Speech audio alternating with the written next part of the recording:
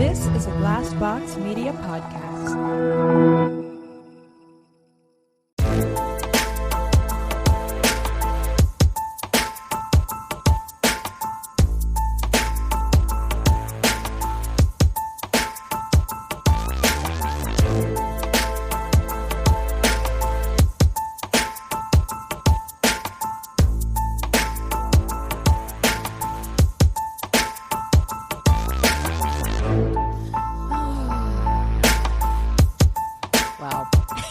Oh my God, you guys. You guys, we're recording on Saturday. Morning. So, Drinking.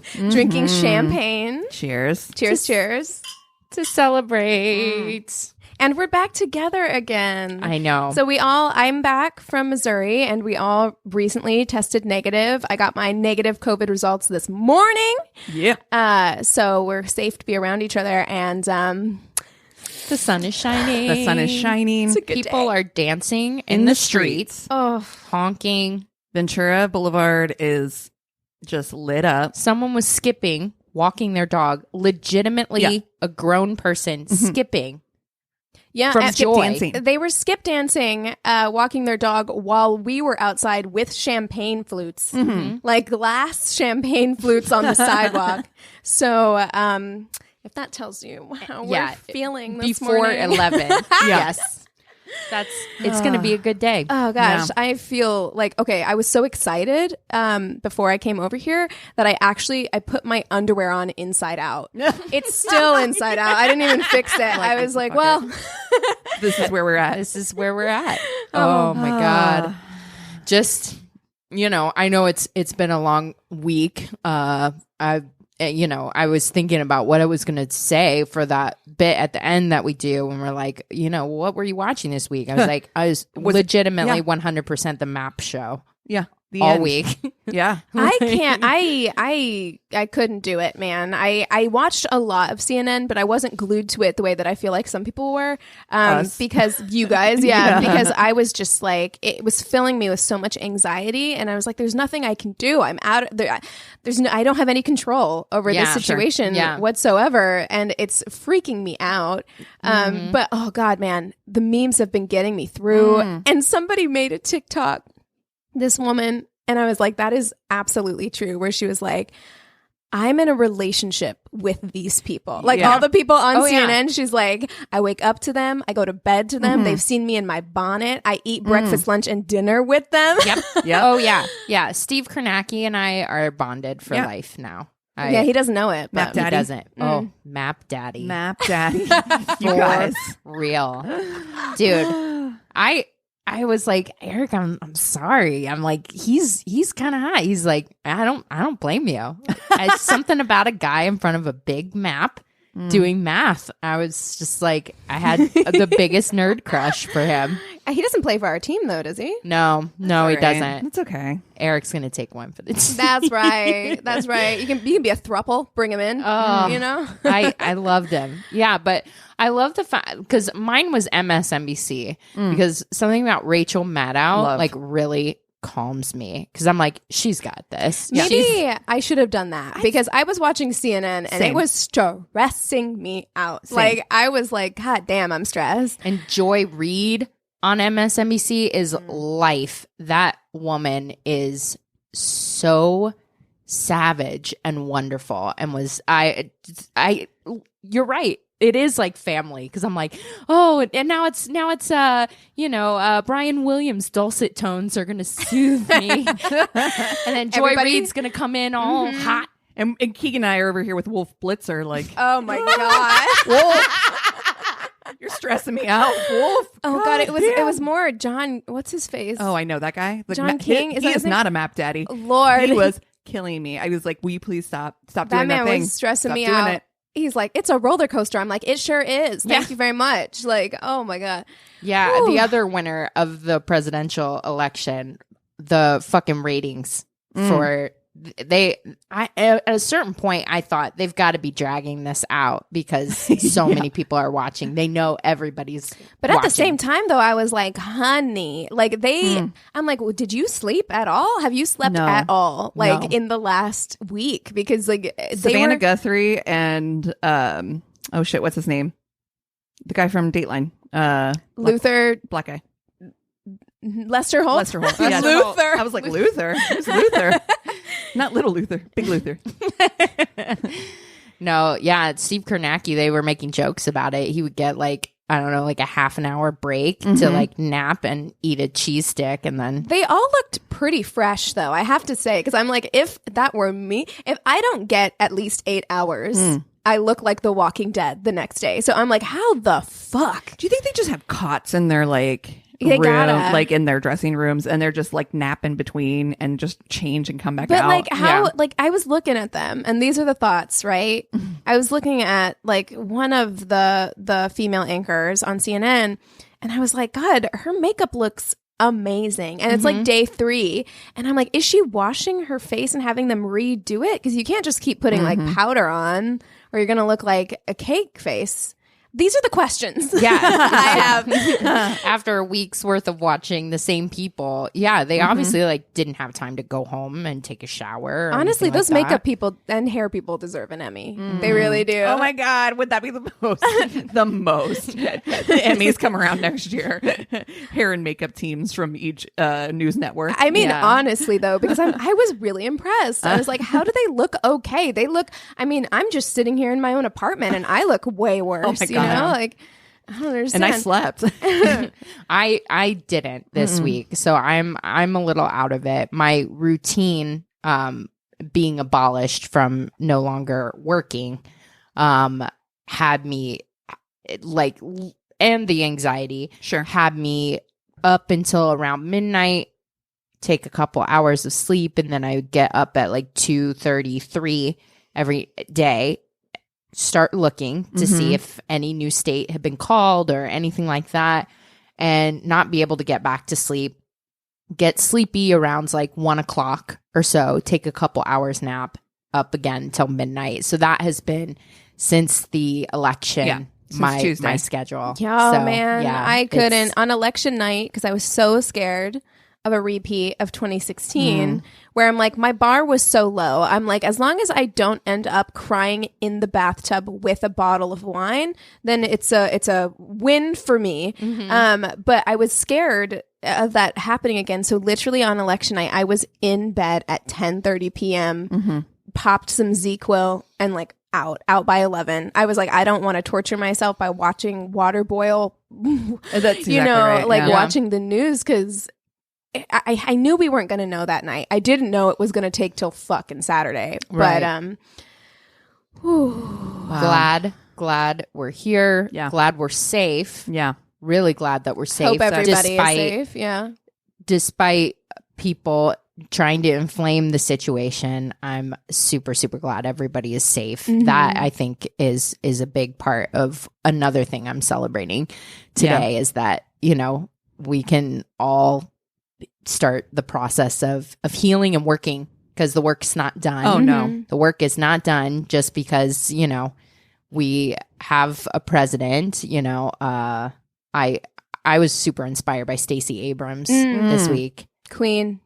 Just really getting her story out there and all the work she did, I think was a big inspiration for me, that she worked really hard for something. It didn't work out and she didn't give up. She was just like, no, let's change tactics. Let's get to work. And so, yeah. I hope she's part of Biden's cabinet, dude. Oh, that would be that would be amazing. I hope it happens. I'll tell you what, you nailed it earlier, Christina, when you called her the patron saint of voting. She really is. This Her year. and John Lewis, I feel like those two are, you know, they're Truly. icons for real, man. And again, I know we say this every time we end up talking politics on this show. We know we're not a political podcast, and so like, if you're feeling some kind of way about it, I get it. But this has literally been our lives for the last week. It's basically all we've been thinking about doing, feeling. And part of our job is to express that to you all and to share our lives with you guys. And that's where we're at. It's just where we're at. Yeah. So- Yep. Exactly. Yeah. We were talking about even making the fuck, marry, kill of the News anchors. different news anchors that got us through this week. Election daddies. Oh, all the map daddies. What's up? I mean, okay, the hottest news anchor. We gotta is be honest. Chris Cuomo. We gotta be honest. God. I mean, Damn. that's a Fucking fuckboy who's TikTok. gonna break your heart. But That fucking TikTok where that bitch was like, he could run me over with his car. I was Yes. like, this is the best. have you seen his arms? I mean, okay. And Dude. so I do want to say that, like, yeah, our inspiration to do this as a fuck, marry, kill, it does come from at Fashion Girl 42069 on TikTok, because she did a whole like rating of all of the different news anchors on her TikTok, and I saw that and I was like, yes, Yeah. yes. But yeah, Chris Cuomo, hot. Yeah. hot, Definitely. gonna ruin your life Oh, for yeah. sure, but like hot. But I'm here yeah. for it. Mhm. Yeah, that's my pick for it. What about you guys? Who are you gonna pick? You know what? I'm gonna go with a classic. And I'm going to go Anderson Cooper, actually. Yes. I'm going to go Anderson Cooper because that obese turtle. Fox. Jesus. That obese turtle comment. fucking honestly. Fire. Slays. Fire. Slays. Fire. Yeah. God, I actually spent a lot of my time, yes, on CNN, but I also spent a lot of my time on NBC. So I had a lot of Lester Holt, a lot of Chuck Todd. Oh, no, don't do it, girl. Okay, so for you, then I won't pick Chuck Todd. Oh, God. I mean, you can, but just know I'm going to kill him. I mean.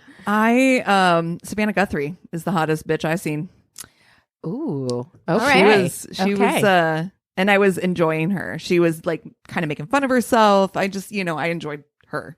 Okay. All right. Savannah Guthrie, Anderson Cooper, Hard. and Chris Cuomo. Shit. I should Yeah, have let who you do you pick. kill? I should have let you pick Chuck Todd so that I could have God it easier. damn. See, like, you should have.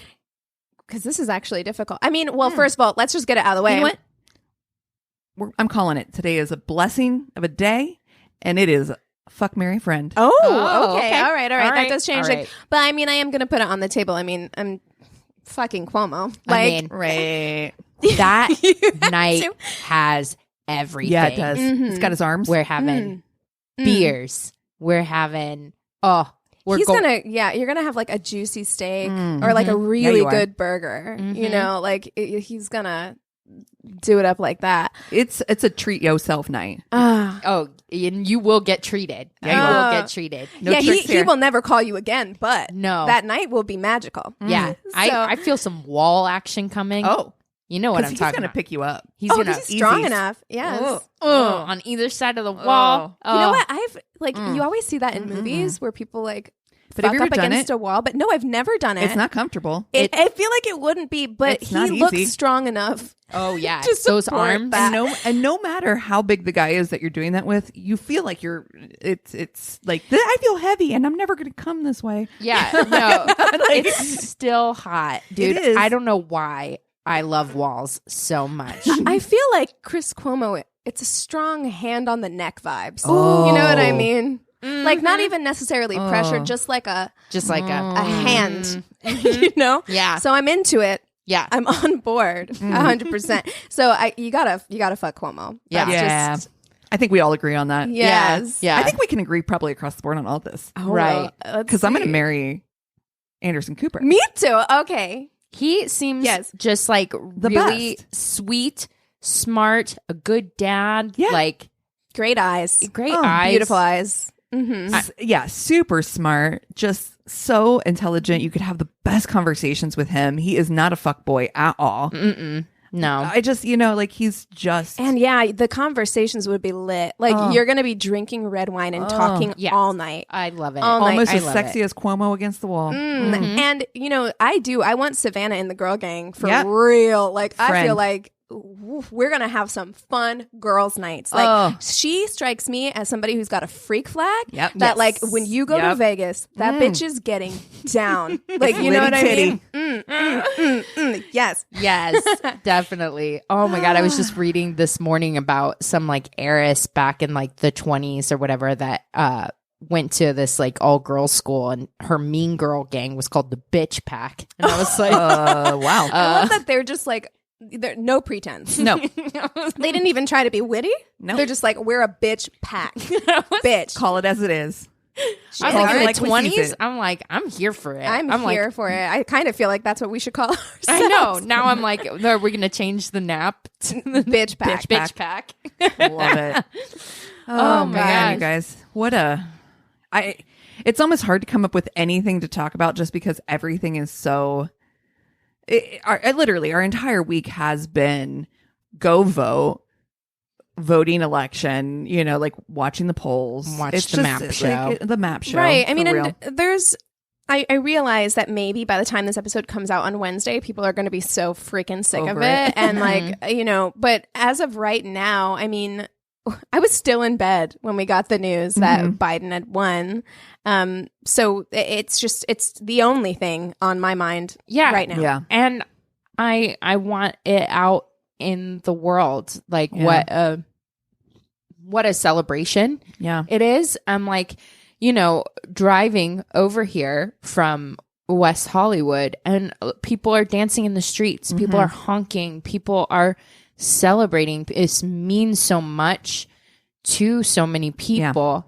And as a woman, seeing Madam Vice President-elect Kamala Harris, not just a woman, but a woman of color. Exactly. In that position. It's, I mean, and I almost cried, honestly. I don't want to, I cried on my walk over here, like, not gonna lie. But like, I don't want it to come across as though we think like, oh, well, we're done now. Because like we don't. We know that there's a lot more to do. The work doesn't stop here. I encourage everybody to continue doing the work. But for today, for right now, we can all just like breathe. Cassie was saying like for the first time, it feels like we've been collectively holding our breath for 4 years. I didn't even realize it, to be honest with you. Chris came in today, woke me up out of bed, and I said to him, I feel like I have been holding my breath for 4 years and didn't realize until today. Like I feel a weight has been lifted off the country's shoulders. I feel like the world's shoulders. Ooh. Yeah. Did you see, like, there were lots of memes and tweets of people from other countries who are, like, not even in the U.S., just, like, refreshing news, watching what's happening. Yeah. Because we're all feeling, I mean, But, okay, so all of that being said, we have a new patron. So I want to give a big shout out on this momentous day to Jennifer McDonald. Welcome to our Patreon family. Welcome, welcome, welcome. And since we're together again, we'll have lots of opportunities. We're planning stuff for the next few weeks to record stuff and put some fun stuff on Patreon. And it's getting to be the season. Christmas season, holidays. So the season. We've got tons of merch. We're probably going to end up putting something else up in the next couple of weeks too. So, don't forget that new Yikes on Bikes is up there. And there will definitely be holiday sales as well. So follow us on Instagram. At My Worst Date Podcast. So follow us on Instagram or Twitter at Worst Date Pod if you want to get like all of the info about when we're having sales. That's usually where it goes up. So make sure that you're following us there. But Jennifer, we're so excited to have you. Also, we will be recording today another Crazy in Love movie episode. We're doing The Family Stone. So if you are $5 or up on our Patreon, you will get to listen to that. So we have a lot to say. Yeah. A lot to Such say. a good movie. Oh, yeah. I love that movie. I do too. Oh, God. I feel strong about my pick. I'm not gonna lie. Well, you guys want to take 5 and then we'll come back with stories? Sounds good. And we're back. All right, Cass, kick us off. Sorry, I was on the wrong page. I was just over here smiling. No big deal. And we're back. Okay. All right. So I got my story from Reddit. Okay. It says, we chatted for 2 weeks. I'm off the apps, but still talking to old matches, and everything seemed totally normal. He's tall, attractive, good career, volunteers with animals, lives alone in the city, excellent conversationalist via text. Did I say that right? Conversationalist. Yeah. Yes. Okay. Yeah. It sounded funny coming out of my mouth for some reason, but I've been drinking bubbly, so here we are. We meet for an early happy hour today, and he's 20 minutes late. No big deal. But later I found out that he lives in the building next door to the bar. Within the first 10 minutes, I asked... I'm sorry. Yeah. Whoa. 20 minutes late. If you were, first of all you had to do is come downstairs. 20 minutes late, no big deal. I understand, but you better have called me, like, or texted me and been like, hey, I'm running late or something's going on, whatever. Like, you have to let me know. You can't just be 20 minutes late. Like, that's annoying to me. First So of all, annoying. then if I find out you live next door, bitch, I had to get in my car and drive here, find a parking spot, get a table, do all that shit, and you could have just rolled out of bed. And down the stairs. No. Yeah. No. And I hope you roll down the stairs next time. Within the first 10 minutes, I asked him if he was already drunk. He said no and asked why. I said because he seemed awfully slow. Took at least a minute to unbutton his coat. Can you imagine? He's moving at the same pace as they moved in Nevada to count those ballots. Here it is. 2. Started back at 1. And he told me he's always slow. After the date, when he texted me for a second date, I asked the dude what drugs he was on, because he was definitely on drugs. Later, he revealed that he hasn't cooked in over a year. He showed me his Grubhub order history like a badge of honor. No. Oh, no. It's a pass. He then told me about his best Bumble date, during which a woman invited him over to her home and pegged him. Wow. Hey. Came out the gate strong. Yeah. Okay. Hi, first date. Nice to meet you. Then he told me he was interviewed for some show, Married at First Sight, but they didn't pick him because he had brought his cat to the interview. Oh, okay. Wait. This story has everything. First of Binging all, that.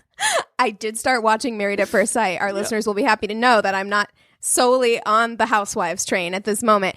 And I was texting Cassie because the first night I watched it, I watched like 3 episodes in a row. So that good. show is wild. It is. Wild, and my dumbass was rooting for these idiots like from the beginning. But I have to say, I understand why the experts didn't pick him, but actually that's the thing that I like the best about him so far. Is that he brought your his cat to the audition. Then he told me that when he was little, he fantasized about killing his mother because she was too messy. I'm telling you, the story has everything. We're on a first date, my dude. Then he told me he was late because he was on the phone getting tips from his therapist. He then very awkwardly and robotically said, "So tell me about your divorce. Are you bitter? And do you want to kill him too?" I said, "Two?" And he said, "Yes, because I want to kill and hurt him for hurting you." Oh, no. Check, I don't please. like that Check, at all. please. Check, That please. is V weird. Fucked up, dude. He told me I want to fucking kill my mother because she's messy. Oh, no. I'm scared. I finished my beer as quickly as possible. I shit you not when I say that all happened within an hour, and told him I was leaving. How do you even get all of that out in an hour? That's a lot. That's a lot of ground to cover. It's a lot. He walked me outside, had the audacity to try to kiss me. And when I declined, he grabbed me and said he was glad to meet me and that he couldn't wait to see me again because he feels like I can keep him in line. No. I hate this. Imagine a man just grabbing you by the shoulders and saying, "It's wonderful to meet you." Oh my God. No. And especially imagine somebody that's like, "I like you because you can be my babysitter." No. That's my new gross. mommy No. that maybe I won't want to kill. No. I hate that. I've never ghosted anyone in my life, but I feel like this is ghost worthy. I would have say ghosted him for that sure. my picker is broken, but there was literally zero indication of any of this via text. I was actually looking around for the cameras. So she added later, he at one point also mentioned that he had a vasectomy because, quote, kids are human meth. Kids are human meth? I feel like they're the opposite of I meth. know. Don't they make you really tired? Yeah, Oh right? my And God. meth makes you really like up? Oh my God. God. At Human one point, meth. He awkwardly touched my back and mumbled, You're wearing a bra. Very matter of factly. Oh. He also said, "I sent your pictures to all of my friends and they think you're hot. Did you send my pictures to all of your friends? I know I'm hot, so it's okay if you didn't."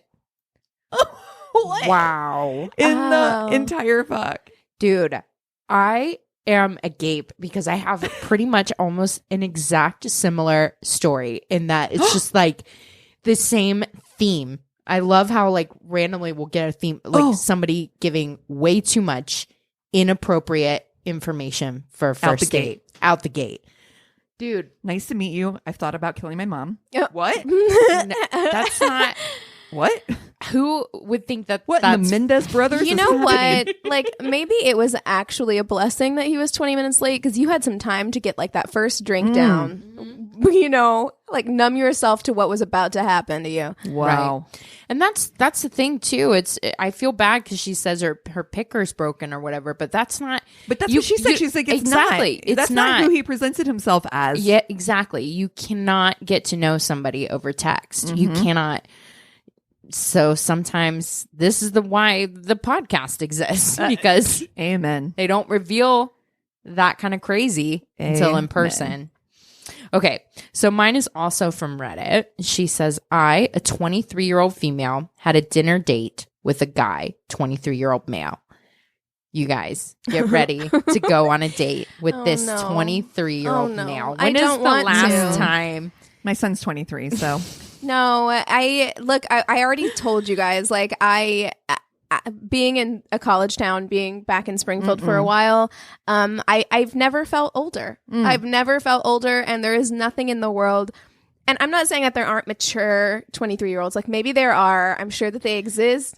Age is Trump just dance is fire, but I do not want to date somebody his age. No. But yes, it's a hard pass. Okay, so I matched with him on Hinge. We were ordering in and meeting at his place. Dumb, I know. You're 23. When you're going to live forever. When I walk into his apartment, I immediately notice he has hair, dirt, and dust all over the floor. It's a gorgeous 2-story apartment, but his towels are dirty. He has no toilet paper. And there are stains all over the toilet bowl. This sounds like that episode of Sex and the City where Carrie dates the guy. He what's his name? The guy from he was married to Fergie, whatever. Oh, Josh Duhamel. Yes. Yeah. She's dating him, and, you know, she's like in her late 30s and he's supposed to be in his early 20s. And she's like, it's so fun and exciting. And we just make out all the time. And she wakes up in his apartment. Yes. And that's what it is. And he has to go find coffee filters to give to her because there's no toilet paper. Yeah. Wow. Yeah. No. Spell's broken. He apologizes for the mess and very casually notes that he never cleans. I Clearly. tell him his place is small and wouldn't be too hard to vacuum, to which he quickly rebutted he would rather just pay for a cleaning service. Well, then do it. Can do that. Do it before I come over then. Yeah. Easy. Why would you volunteer your place if it's that messy? If I know someone is coming over, I clean. Well, it's a respect thing too. I think it's disrespectful. It is You know? disrespectful, honestly. Don't disrespect me with your dirt and body crumbs. And hair. Come over. Oh, Ugh. hair. Woof. Yeah. His phone rings and he answers a FaceTime call from his friends to tell them he's for sure flying out to Atlanta tomorrow to join them for a week of strip clubbing. But as soon as he hangs up, he looks at me smirking and says, LOL, I'm totally not going. I'll tell them something from work came up. I work at Google. People just assume I'm busy. Is that bad? Yeah, it is. It is bad, like, dude. you're being really disrespectful of your friends' time, too. Yeah. If we planned a girls' trip and then I, last minute, was like, not going and, Rude. like, lied to you about it, no. Yeah. Not okay. It's disrespectful to your friendship. As we were waiting for our food to arrive, he starts washing dishes for dinner with a dirty sponge. Ugh, I can smell that. I can smell that God. sponge. Oh, and no. it's going to be on your food. Oh, God. Oh, God. And then starts complaining about how ugly he thinks Drake's son is. What? Random flex. He says it's a shame when an attractive parent has an ugly kid. Wow. And that the same thing happened with Whitney Houston's daughter. Oh, Jesus God Christ. damn, Who brings bro. this up on a first date? Also too soon, yo. It's too soon. Still.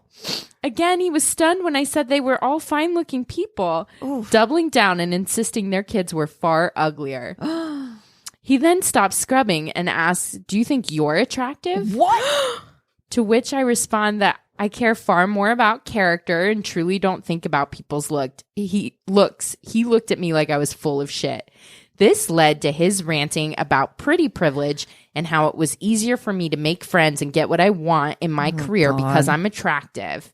Okay, here's the thing. Whether or not that's true, why the fuck are you talking about it right now? On a first Like, date. Nice to meet you. Thought about killing my mom. Exactly. Pretty privilege. Pretty privilege. I'm like, oh, okay. He quite literally says he doesn't have space in his life for people who aren't attractive and that he hates unattractive people. The exception being those who are unattractive but incredibly smart. He said he could probably find space for a few people like this in his network. Oh, I could maybe make space. What the actual I hate fuck? this guy. I try to keep my composure so he doesn't try to kill me or anything, but I firmly note that I think there's incredible value in kindness and simply existing with a good heart. He seemed to dislike capitalism, so I suggest that basing people's value on their social status is inherently capitalist. It is. Yeah. He became flustered and retorted that kindness is a social construct. What? What? Okay. Beauty is a social construct. Yeah. Exactly. Oh my God. At this point, my vag is drier than the Sahara, and I start recording the convo in case he tries anything. Oh, shit. When I pull out my phone, he asks if I'm bored and tries to change the topic by asking me about the South and how I managed to come out educated. Wow. Whoa. Oh my God. You can't do that. He said he has many stereotypes about the South that I don't seem to fit, except I seemed very conservative. Why are you even if you have these views, why the fuck? Like, what are you doing? Who raised you that this is the first thing that's coming out of your mouth with somebody you don't know? You don't know them like that. You can't just say that shit to them yet. Yeah, no, Or you shouldn't ever. But like, yeah, exactly. you don't know them right now. I don't know like who's teaching these people how to date or giving them tips I mean, if we can pass on any advice, not an advice podcast, Right. but like Still. you know, for first date, it's like Keep it light. Keep it fun. light. Keep it moving. Wow. Like, no need to get into controversial topics about. See, this is why I like Married at First Sight, because I do feel like these guys do give sound advice, like on how to like relate to your partner. I agree. I mean, and as far as like, maybe you should leave it up to the experts. So they're not pairing you with somebody who is completely ideologically opposite of who you are. Right. You know, they're like, at least you know that on the basic level, you guys have like the same Stuff in common. belief system, you know? At this point, I suggest I should head out soon. He gets flustered and says, while he isn't going to pressure me to drink or wasn't trying to get me drunk, he thought it'd be funny if we drank a lot before I left. No. What? I just what? thought it would be funny. I just thought it'd I'm be doing it for the hilarious. lulz, you know? Yeah. I'm freaking out now and say I have to work in the morning and that drinking a lot will inevitably get me drunk, so no, I'm not interested. As I'm waiting for my car, he asked me how many dates I've been on since quarantine started, what qualities I liked in guys, and why my last situationship didn't work out. All questions that you don't want to ask on a first date, Right. I must say, you know? Well, especially not at the end of the first date. Like if things had been going well and they've been having Right. dinner and, you know, they were connecting, then I'm like, some of those questions I feel like are okay if they come up. But like If clearly you were she's married at first sight, that would be okay. but clearly she's not into you. No. She's No. leaving. She's leaving. She's out.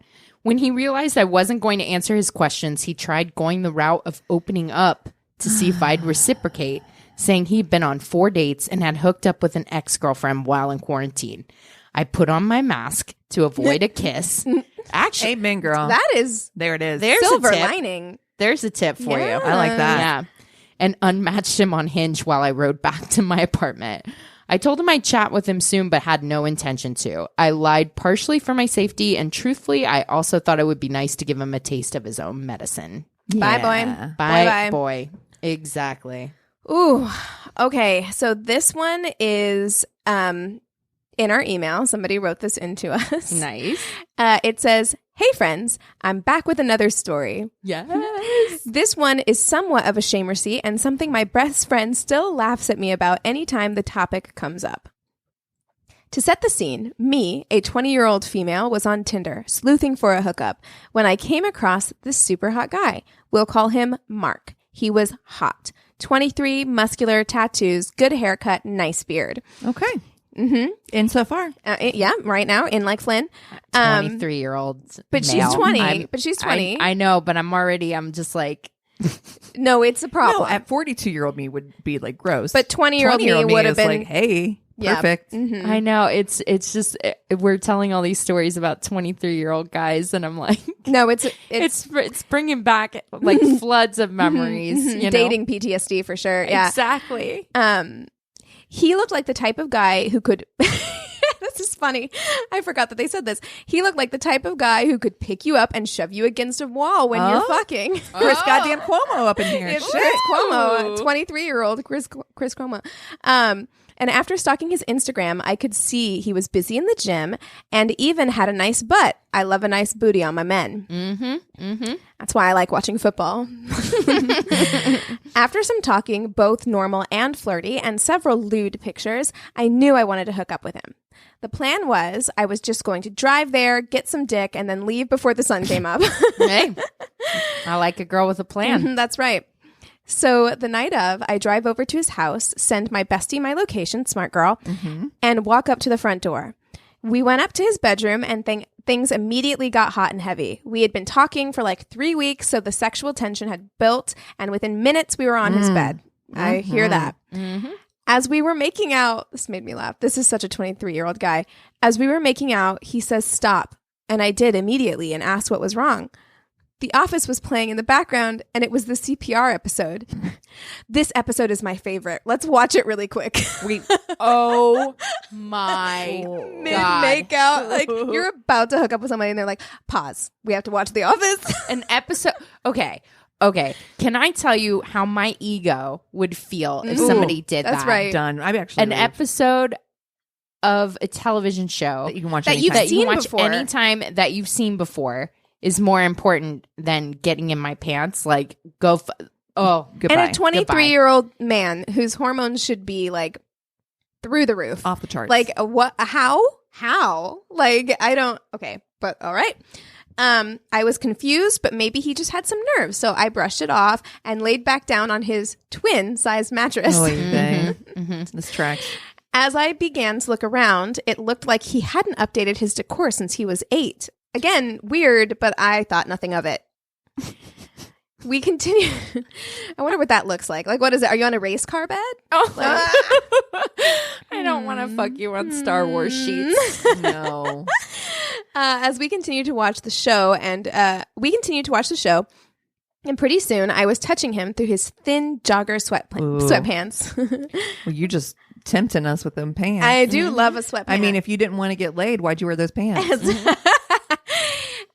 Let me tell you, I could feel it through his pants that his dick was like a handful of Olive Garden breadsticks. Boy. Oh. Thick, long, and I knew I wanted it endlessly. Oh, wow. Oh my God, he's got breadstick dick. Breadstick dick. Oh my God, I'm going to cry. At this point, all clothes are off and I get on top. I cannot stress enough how massive his penis was. We had to use lube and things were going great right until they weren't.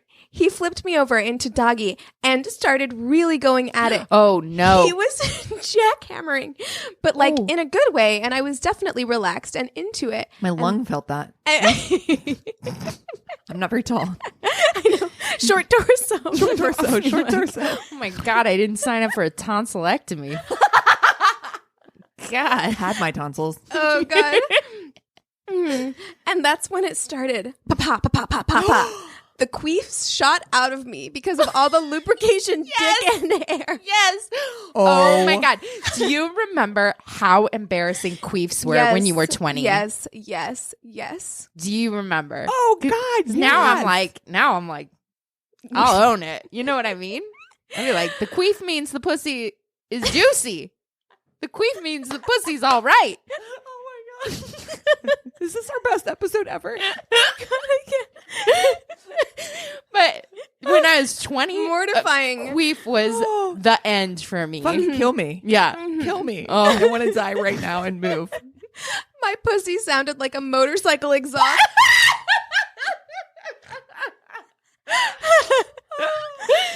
Or a machine gun. I was mortified. Oh my God. Oh my God. He kept going, but after 30 seconds, of nonstop queefing. I literally threw myself on the floor, sliding out from underneath him. I didn't say a word. I threw my clothes on in a rush, shirt inside out and pants unzipped, and made a dash for the door. Oh, no. I didn't even say goodbye or a single word to him. I just literally ran out of the house as fast as I could. I got in my car, called my best friend, and told her everything that had happened. I told her about the frontal flatulence and how it had never happened to me before. Oh, it's her first time. Oh, my God. Oh, my God. I told her about the echoing sound. Like the little drummer boy, she asked. Oh, yes, I responded. Little drummer boy. And that's the title of this episode. Yep. And we laughed and met up for drinks after. That guy still tried to fuck me for weeks after, but I couldn't forget the ghost of Queef's past. Oh, no. I don't know if y'all will find this funny. Oh, my God, girl. Are you kidding me? And it's okay if you don't want to share it, but every time I think about it, I die. I hadn't queefed before, and I haven't queefed after it, but I'll be damned if it wasn't going out with a bang. Anyways, love the pod, love the Patreon. I hope y'all are hanging in there during these trying times. TM, and have a good one. Love, T. My God. My God. Oh, Woo. I mean, for it to be your first time, I understand. Dude. Like, and if it's like, no, Shit, if you can't make it I'm stop. 42 years old, and I still think that would probably got me shook. I don't know if I'd have run out. I probably wouldn't have run I would have out, paused, and I what we're probably doing. would have still hooked up with him later Yeah. once like the Yeah. had subsided. Yeah. But definitely I would have been really No, it only happens with a lot of lube, or like if you're really Air. If turned you're on, coming and in if and you're out. coming, Coming in hot. with a breadstick dick, then chances are gonna happen. It's gonna happen. You're Yoinks. moving air around in there. I'm really excited to talk about the story. Oh, crap. Chuck got in. sorry. I saw him come in. I didn't stop him or anything. Okay, well, we'll let him hang until he gets Wile E. Coyote. We call him Wild Man Leather and Lace, which is very Columbus, Ohio. Quite a long. Well, there was a place called Wild Man Leather and Lace in Columbus. I'm sorry. What the fuck? And, Wait, what is it? It is like exactly what you think, like a leather shop. Yeah, and Yeah. lace. And lace. Wild Man's Leather and Lace. I feel like they couldn't decide on a name, and so that they chose two. Yeah, like the pretty husband much. wanted Wild Man and the wife wanted Leather and Lace, and they're like, let's just do both. Why not both? Yeah, why not both? We also, I feel like this is only a Columbus thing too. Water beds and stuff. Yeah. And stuff. What is the stuff? Head Puff shop Puff and mostly. stuff. Do you remember Puff and stuff? Yes. Both head shops. All right. So prepare yourselves. I'm ready. Brittany Murphy Oh my God, yes. was born. Oh my God, yes. Shit. This was on my list, but I was like, it's too much. There's so much. Okay, I'm excited. Was born November 1977 to Sharon Murphy and Angelo Bertolotti. I got most of my information from Brittany Murphy, an ID mystery, and The Final Days of Brittany Murphy, an article written for The Hollywood Reporter by Alex Ben Block. I got a little bit from, Wikipedia too, just filling in a couple blanks, but this is her story. Nice. So you guys know Brittany Murphy. Oh, Yes, yeah. Murphy yes. was born in Atlanta, but shortly after she was born, she was about 2 years old when her parents split apart. Her dad moved to Florida and her mom moved them to Edison, New Jersey. She feels like a Jersey girl. Mm-hmm. Mm-hmm. I mean, it fits. Yeah. They realized that she kind of had a spark for talent really early on, and she had like kind of a flair to her. And she was magnetic. If you guys can remember, Mm-hmm. I mean, I was a big Brittany Murphy fan, but she really, really soared to fame with Clueless. Yeah. I mean, that's when she kind of hit her, like people were like, put her on the map. She for Full sure on. had a quality. Yeah. Like you can see it in, even if it's a movie that's like, okay, this isn't a cinematic masterpiece. She is still magnetic in it. Yeah. There's something about her. And on the ID thing, they talk about too, like, after the success of Clueless, she still wasn't getting kind of the bigger roles. And so she colored her hair blonde and started picking up all the roles and got, 8 Mile. She got, a lot of really big big time hits on her plate. And, and then she was like the it girl for she what, really was. like 2005 or something. Yeah, like she the was early like 2000s. She really was it. And she's beautiful, honestly. The funny thing is that I really think she's better looking with dark hair, but it really did turn her career around, which was hilarious. Well, to something me. about the early 2000s blonde was like it was in. the Sarah Michelle Gellar thing. Everyone was blonde. It was like Jessica Simpson, Britney Spears, like everybody that like very blonde, lots of highlights. That was just what it was. And it was kind of the opposite too, because it wasn't just their typical blonde hair, blue eyes. It's blonde hair with brown eyes. So it kind of also gave her a quote unquote exotic look, which is very different, not your typical, So she was the it girl, like you said. Like she really was. She was picking up steam. She was notoriously known for dating some of her co-stars. She dated Ashton Kutcher for a while. She dated Eminem. For a short period of time as well.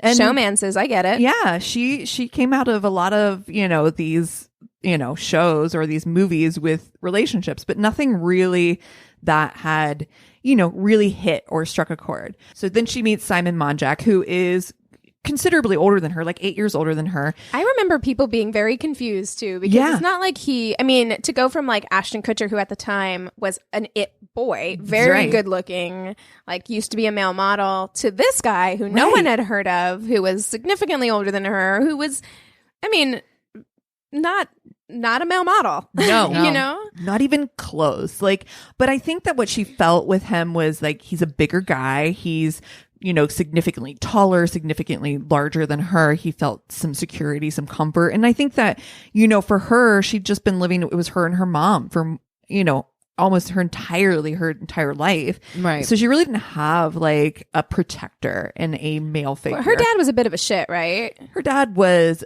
highly involved in like the mafia and in drugs, and lots of scandal, had been in prison. So there was a lot, that I think that maybe that she felt Simon brought to the table for her. He's this kind of big, gregarious guy who has a British accent, which never hurts. No. It sure doesn't. In fact, it makes up for a plethora of sins, doesn't it? Really, truly does. And so, it was an odd couple, but I think everybody kind of, I don't know that anybody ever, from anything I read or saw, understood the relationship, but I think as an outsider looking in and just kind of looking at her past and understanding where she came from, I do kind of feel like I can grasp maybe what drew her to this person who might look to her in her mind as a protector, But on December 9th, 2009, 911 gets a call from Sharon Murphy in the Hollywood Hills that there is, somebody is, dying basically on the floor of their bathroom. Like, please come help. My daughter's dying. She's not breathing. Sharon Murphy is Brittany Murphy's mother, and Brittany and Sharon were both living with Simon together in this Hollywood Hills mansion. And by all accounts, it sounds as though on the 911 call that Sharon's there by herself, and then you hear enter her husband, who then starts to try CPR on her. So it's all very like coming down to like, this is very odd. We don't know what's going on. The EMTs arrive. She's barely got a very weak pulse at the time, and they take her to Cedars-Sinai, where she eventually is confirmed dead. I remember this being so shocking. Like, I feel like there was a string of celebrity deaths, like young celebrities dying. Yeah. It was like Amy Winehouse, Heath Ledger. Like, there was just so many that were like happening back to back. It did feel like back to back. Yeah. Yeah. In this same, like, whatever, couple of years of time. And like, I remember hearing about this and just everyone being so baffled. Yeah. Right. Well, because she's a young Hollywood starlet. She's, fresh face, like, I mean, and she's still, she wasn't the it girl at the time of her death, but she still had a promising relevant career for sure ahead of her. Yeah. Like, she definitely could have been the likes of somebody who had like an ongoing career, like an Angelina Jolie, or like anybody of like with a long lasting career as a starlet, So it was very shocking. And so, right away, they start an investigation because they're like, this is really bizarre. Like, she's young. She's 32 years old. How does a young, seemingly healthy 32-year-old just die?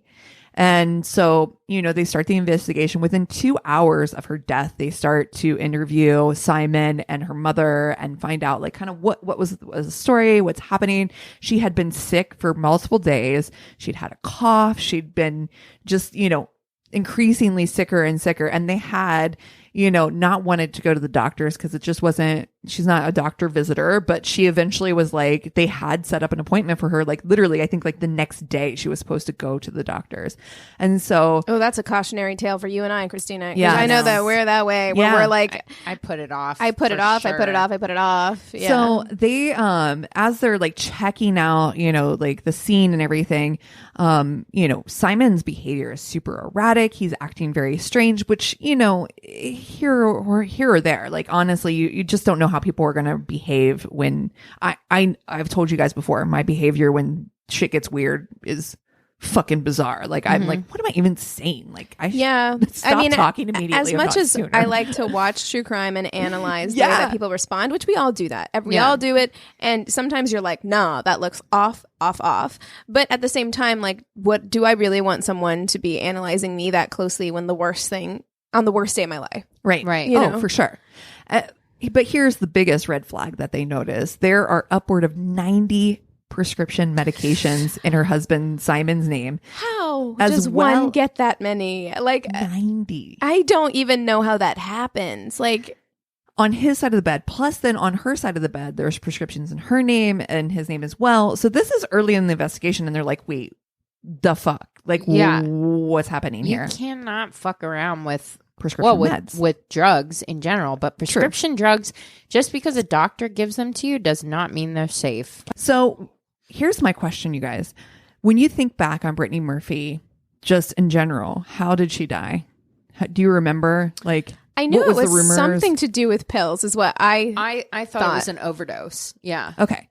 So I did too. And that's the thing that I always thought was like, oh, she overdosed on prescription meds, especially because I think that we'd all heard about the high amount of prescription meds in the home, all that. And I think that we heard all of that before we even heard about the autopsy. Well, and there had been rumors before she died about her behavior being really weird and things like that. There was. Yeah, definitely. And as much as she loved, Simon, the rumors around town were that he was kind of a piece of shit, that he was very isolating, that he was very controlling, that their relationship was, maybe fine for them, but it was erratic for everybody else. And so like there were rumors about her taking prescription meds, rumors about like crack smoking. Oh, I remember that one. Yeah. Yes. Because she also lost a lot of weight right before this, right? Like she was like super thin and she was acting kind of like a little wild and crazy on red carpets, if I remember correctly. Yeah. No, and there was a lot of like really erratic behaviors and things that were very sketchy. And so I think all of us, and even myself, I was like, oh yeah, she died of a drug overdose. Like that's and especially always since what I thought. Again, there were a lot of young people dying around this time, and it was almost all drugs. Yeah, heroin, like whatever. Yeah. You name it. So, yep. But the autopsy comes back. Ed Winter, who is, by the way, like the autopsy to the stars, Mr. Ed Winter, who is like the coroner here in Los Angeles, assistant coroner, whatever. Only in Los Angeles would that be a thing where it's like, I know. Coroner to the stars. I know. Well, and he's done Whitney Houston. He did Michael Jackson. He did Brittany Murphy, and he was interviewed on the show too about the autopsy and the autopsy results that came back, which I feel like no one really caught or heard or just overlooked, was that she actually died of pneumonia. And she had a high amount of over-the-counter like medication in her system, which was consistent with being sick, all the things that she'd been going through, like over-the-counter medication, and a really like low and anemic rate. And now that you say that, I'm like, yes, okay, I remember that vaguely, but I feel like they said pneumonia, but everyone was kind of like, but a pneumonia with a drug overdose, right? Yeah, totally. And so, but they said there were no illegal medications detected in her system at all. So, at that time, they just simply were like, and Ed Winter himself was just like, this is just a really sad case that if she had just simply been taken to the doctor and, dealt with the pneumonia that she was dealing with and being sick, this could have saved her life. Just literally going to the doctors could have saved her life. And she literally was going to go to the doctor. And so it's just a sad, in all aspects, everybody's looking at just a sad case of like, this is something that just was real. It feels almost accidental in that way. But, of course, there's, it doesn't end there because, of course, you have fucking Sharon and Simon who are like, now in the limelight for some God knows why reason, because I think everybody thought it was suspicious. Well, I think everyone had suspicions about Simon already because they were, right off the bat, you look at Brittany Murphy, you look at him, people are already like, that's right. And then there were rumors about the way that he treated her and then her behavior. Right. I think everyone was just suspicious of him immediately because of those things. And then to hear that like, oh, he had this many prescription drugs in the house. Right. That's an issue. And then I remember there being a lot of talk about her mom being like an opportunist. Right. Yeah. So, and we'll get into that because that's really where the story takes a turn, right? If it had just ended maybe the way it ended, it might have just ended in Hollywood rumor and just suspect or whatever. But really the autopsy is just showing this is what it is, right? But they go on fucking Larry King. And this is the other thing. So when they were first interviewing him, he's like, I don't want an autopsy. Like, don't autopsy her. And so right away, Always they're like, suspicious. we're 100% gonna autopsy Yeah. this bitch. Like, especially now. You know what I mean? Like, we're definitely Dude, if doing you do it. not want to draw attention to yourself, never say, I don't want an autopsy. Well, he and her mom are on fucking Larry King. Like, yeah, he's like, I just didn't want to ruin her beautiful curvy body. Like, fuck. That's why you didn't want an autopsy? Well, if that were actually true, when she was coughing and sick, maybe you would have taken her to the doctor. Because you know what? Pneumonia and death ruined her beautiful, curvy body. Okay. And I'm just... But also, like, how are you so clueless that you got on national television and said this shit? Mm-hmm. Yeah. Then not only does it end there, then he invites Radar Online to come take a tour of the death house.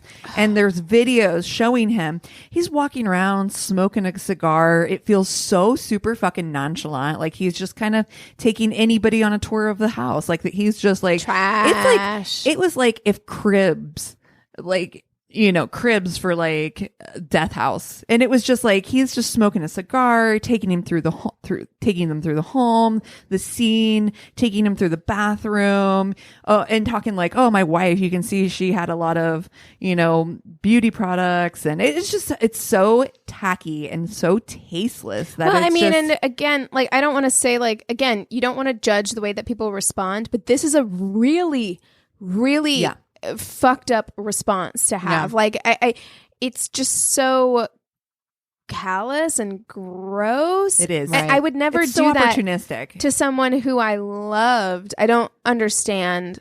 I don't want to talk to anybody, let alone invite fucking media into my home to take And a not like tour. that. Not like No. that. Like that. I don't know. And just the way he's acting on video. And of course they're filming it, right? So, he's being filmed smoking a cigar.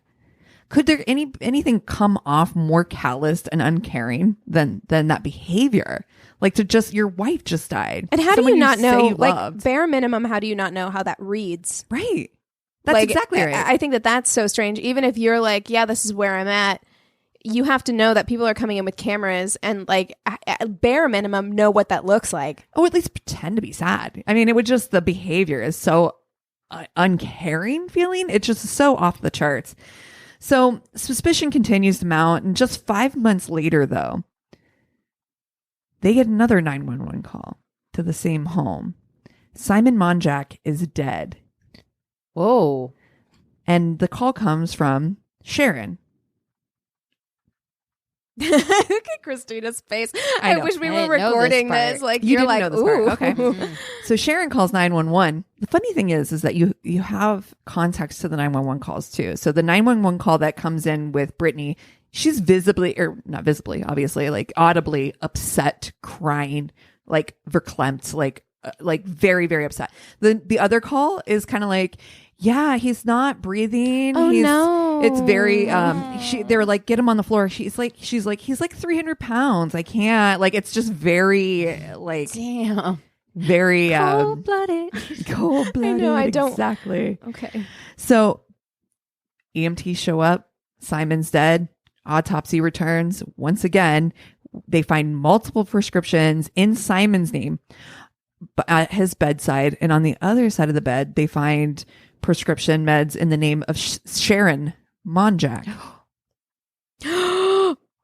Oh no. Right. Oh, I'm uncomfy. Oh no. Sharon, who'd only 9 months before called 911 for her daughter, is now telling Ed Winter, the coroner, and the police that Simon died of a broken heart. Mm. You know, the very common disease, broken heart. For a Yep. dating podcast, all of us are We're like, I'm also trying to put together, like, did she end up Sharon Monjack? Not that anybody can prove, or But there's why not are been there anything. But there's prescriptions? prescriptions under the name Sharon Monjack. There's prescription names under another guy's name there as well, but majority, of course, are under Simon's. okay, But can we also, can all of these doctors just do not pass go to jail immediately? Like, If why? not sooner. Why? Yeah, legal drug dealers, man. It's exactly right. Well, Simon did not die of a broken heart. You don't say. I know. Heaven forbid. You can't believe it, can you? But the autopsy does conclude that the same cause of death. He had pneumonia and anemia. So, Is there some kind of medication you can give someone that gives them? Okay, you just winked at me, so so here's the thing, guys. Anemia almost it made sense with Brittany. She'd kind of dealt with anemia her whole life. She had reportedly had incredibly bad periods, which caused her to be almost in a constant state of at least some mild form of anemia. Her getting sick, all those things that kind of almost registered. It all started to kind of add up to, yeah, okay, this tracks. Anemia will make you much sicker. You're not going to be able to fight off diseases as well. All these things are starting to track. But you also now have a 300-pound man who is this huge beast of a man, presumably healthy, Right. who also just died of pneumonia and anemia. Yeah. It's very, very suspect. sus. It's very sus. So Brittany's father's like, I'm not convinced that this cause of death is just a basic anemia pneumonia situation. So he reaches out to a Dr. Cyril Wecht, who for some answers. This doctor is a forensic psychologist or forensic pathologist. Thank you. Sorry, words. A forensic pathologist. And so he right away, he feels that this manner of death is super suspicious as well, for someone in her position, because the other part of this is like, she's seemingly wealthy. They have money. There's no reason for her to not go to a doctor. Sure. Maybe they were kind of on a more naturopath way or whatever, but it just doesn't make sense why she wouldn't go to the doctor. There's just so many things that don't add up unless somebody was just saying, no, you're fine, walk it off, kind of, you know what I'm saying? Oh, yeah. Yeah. Which could I totally do. been happening. Yeah, for sure. Yeah. He also had recently been doing a lot of research and found a link between acute anemia death were often connected with arsenic poisoning. Oh, shit. During her autopsy, she was never tested for toxins at all. So they were finally able to obtain a hair sample of hers and sent it to an independent lab. The lab results are shocking. They show that she has 10 heavy metals at an extremely high rate, like rates that by the WHO, World Health Organization, are off the charts, basically. Okay, I have a question. I don't know if you know the answer to this. Was there a prenup in that marriage between Brittany Murphy and Simon Monjack? From what is reported and what I've seen through the episodes, all her money actually ends up going to Sharon, Her mom. Okay. Well, and I guess maybe after his death. I mean, I'm assuming, I guess it goes probably to Simon as her husband, Right. but Sharon was living with them. But I mean, So- okay, But for how much longer are you going to have your Mummy. Yeah, That's exactly. right. Well, and that was also something that was brought up in the show. Like, there was some talks about, like, they had been talking about moving to New York, just Brittany and Simon. and that would have ousted Sharon. There is a lot of suspicion here, but the lab results just show these high toxin levels, but aren't able to even test truly any of the like for arsenic or poisoning or anything like that without doing further investigation. And what they really need is an exhumation of Brittany's body. But Sharon's like, nah. You don't say. Yeah. She's like, no, thank you. Nah, we're not doing it. And there's not really technically enough. And even though Brittany's father, Angelo, insists that Sharon actually poisoned Brittany and then Simon to cover her tracks. So Brittany's father this whole time, who it's hard to like give him much credit. I mean, the guy's not really even been part of their lives, you know, so it's like some dude, you know, at this point saying it, but he's like, this but is it so is suspicious. It's so suspicious. Yes. And the only one who comes out on top is Sharon. Yeah. Right. So while Sharon claims that Angelo basically is just trying to obtain Brittany's wealth, and Ed Winters fully stands behind his autopsy. Of course he does, because what's he gonna be like? You know what? Fucked up. Actually, you know, right? My mistake.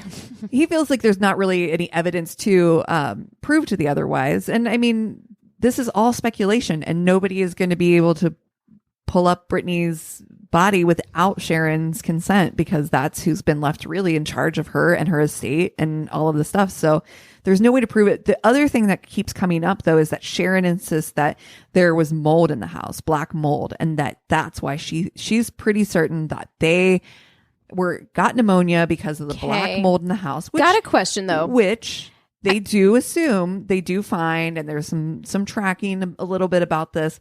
But I'm sorry, Sharon's you're the oldest bitch in the house. Yeah, I'm like, you're what? Like the two youngest people in the house, right? Got pneumonia and died, but you're fine, like perfectly healthy, and you're like what, 65 at least? At least. So they didn't do the testing on Brittany, but are they going to do it on Dude Face?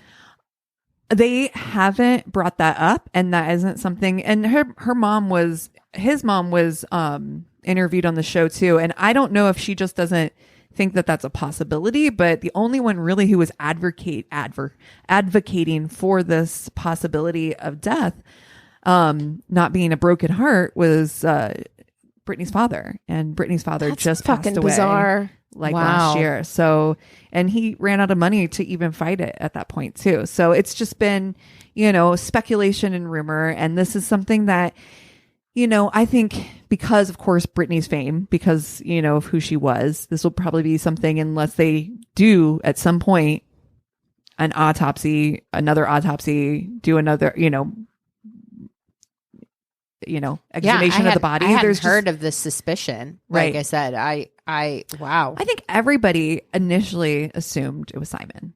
Yeah. But then when Simon ends up dead, only 5 months later.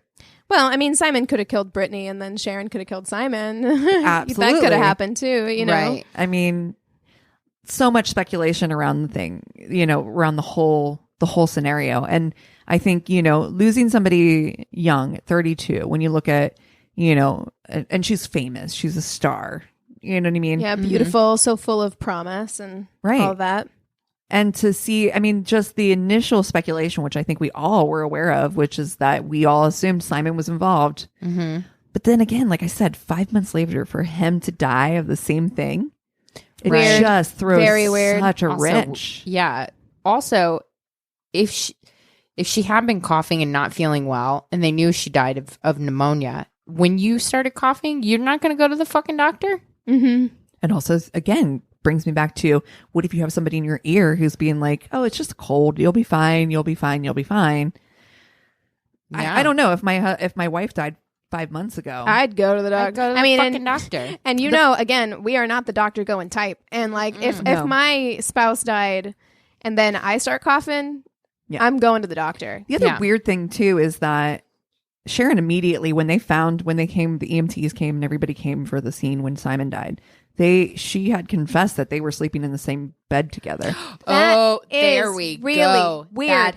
That is not normal. Weird. But I don't give a fuck. They weren't together. They were just consoling each other. No, that's not normal. That is not fucking normal at all.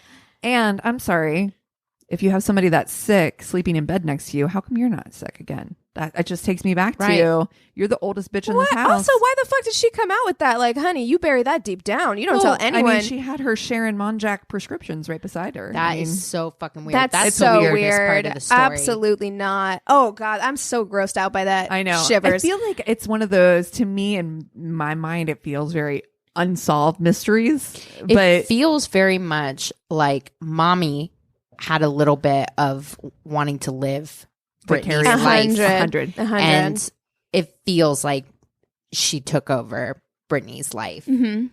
It does It have feels smacks of that. Really mommy dearesty to me. I don't like It's, it at all. Ooh, oh God, that left me with gross feelings. Ugh. Yeah. Sorry, Oh, guys. no, good one though. Like, Yeah. It's just such an interesting story. And I mean, it's a little different than our typical crazy in love. You know, somebody killed somebody over It's a love, mystery. but it is definitely a mystery. Yeah. And I feel like, I think again, you know, when you look at somebody, if this was maybe anybody else, I don't know that we would be having this conversation. Mm-hmm. I think we should, but because of the fame, because of her, we'd be having this conversation if they made a Dateline about it, but otherwise we wouldn't be having this conversation. Yeah. but it is all very suspect. It's weird. all very bizarre.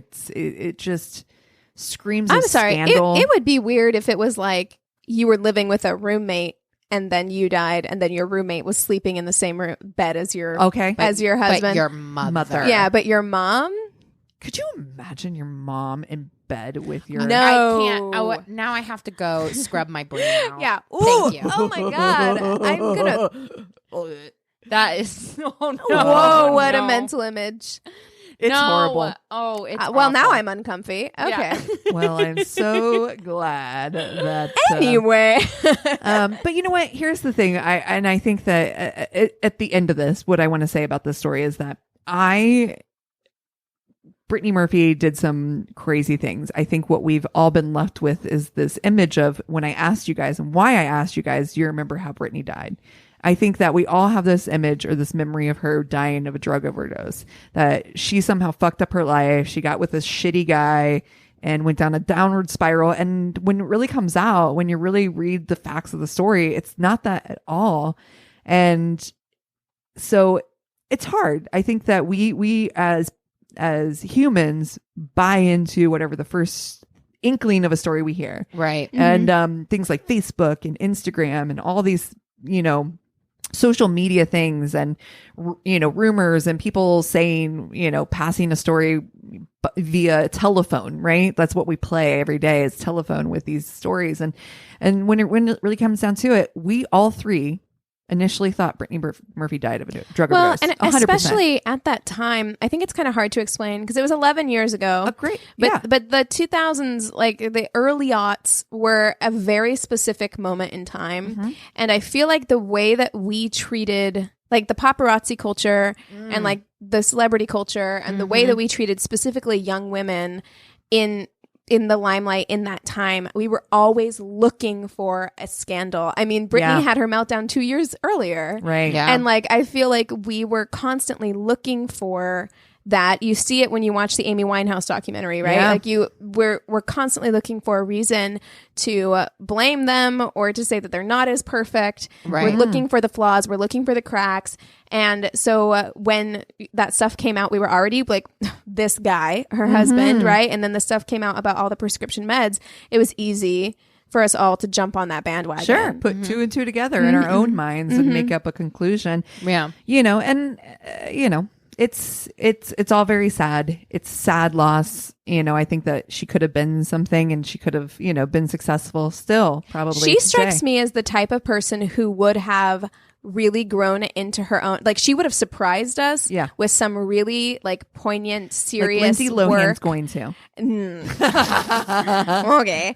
No, but you know, like an Amy Adams, right? Yeah. Where like all of a sudden she does something and we're like, wow, actually. Like, Yeah. because I think she had the potential to be one of those like incredibly powerful actresses. Yeah. Actually, you know. I agree. I think she had a really dynamic personality and, you know, just, you know, She could have surprised us. Cut too soon.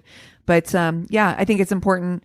we're not all going to do all the research. And I think at the end of the day, nobody cares enough to do all the research involved in like digging down into all the reasons why. It is sad. It's a sad story, but it is surrounded with a shroud of absolute mystery at this point to me still. Yeah. Yeah. Especially when you consider Sharon Monjack. Oh my God. Yeah. Oh my God. Good story. What are you guys watching this week? Besides, I'm going to spit out my champagne. Besides the map show. Oh my God. So, I told you guys my routine was to stay up really late watching maps and then take a couple hours nap, and then my anxiety would wake me up around 2:33, and I would doom scroll on my phone while putting the TV on in the bedroom, and I found the craziest show on Netflix. It's do very share. random. But something that calms my anxiety is like HGTV.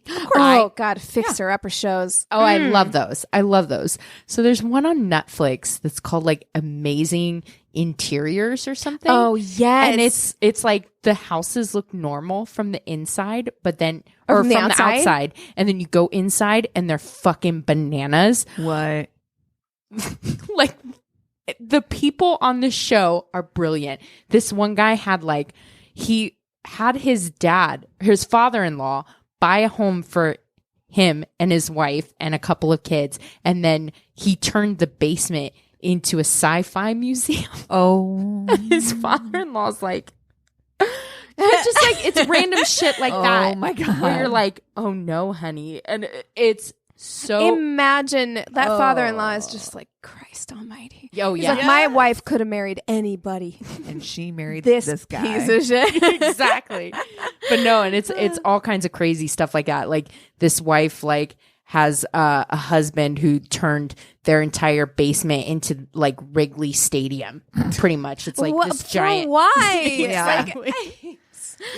What? But yeah, so that was my distraction this week was that show. Jesus. I mean, I've started Married at First Sight, which I kind of want to just fast forward to the end to see who stays. I skipped a couple episodes. I'm not gonna lie. Because here's the thing about that show. It is good, but like there isn't you know how I feel about like secondhand embarrassment and secondhand awkwardness. And there is a level of that, of course, because it's two strangers who are basically trying to like figure it out. And it's awkward. Like it's compelling and also very awkward, but I want to see if they stay together. So we'll see how that goes. But I did watch Haunting of Bly Manor, finished it, watched the whole thing. I like it. Yeah, I liked it too. Okay. It's not scary. It's not scary. And like, I guess I understand people who watched Haunting of Hill House. It's not Haunting of Hill House. Okay. It's not the same show. I liked Haunting of Hill House a little bit better, but I still really enjoyed Haunting of Bly Manor. I thought it was good. I thought it was well written, well put together. I thought the acting was superb, actually, for the most part. I mean, the woman who played the black housekeeper, she's amazing. Just her fantastic. Episode, because you knew something was fucked up the whole time with her. You know what I mean? Yeah, you're like, I get a vibe. Yeah, I was for like, sure. Honey, why don't you want to eat? Yeah, like why ain't you eating anything? I feel uncomfy about a ghost. She's a goddamn ghost. Yep. I know it.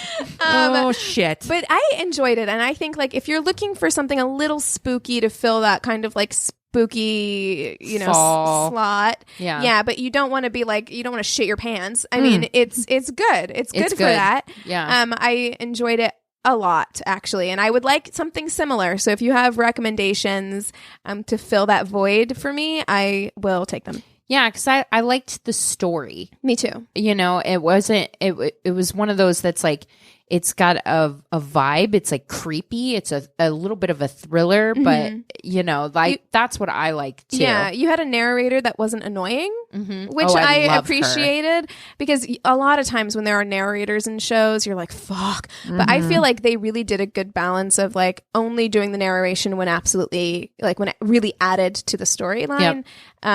So yeah, I enjoyed it. Would recommend it. You're like, high recommend. I've just been continuing my Rizzoli and Isles journey, and also the journey of Great British Bake Off. Oh, amen. Baking show. That's what I've been supplementing my time with. Yeah, but otherwise, it's literally just been me on a couch Map on a show. daily, searching for a job on LinkedIn while also simultaneously just binging the map show. Yep. So Yep. here we are. Oh, here we are. And cheers to that. It's a day to celebrate. So if you've got shows that we should watch, if you've got stories to share, especially with the holidays coming up, we want them. Go to myworstdatepodcast.com. We're also, I just lost my train of thought. We're also looking for stories for holidays. Yes. Yeah, I said that. Oh.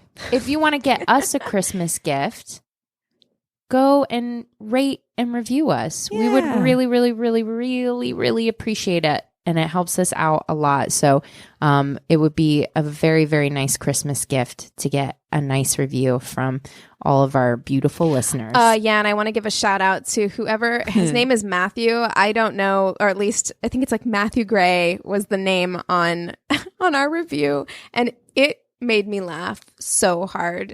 So if you have like a clever, funny review like that, please, We're here for it. please leave it, because it just brightens up my day 125%. So Yes. And yeah, we love you so much. cheers. This is a Glass Box Media Podcast.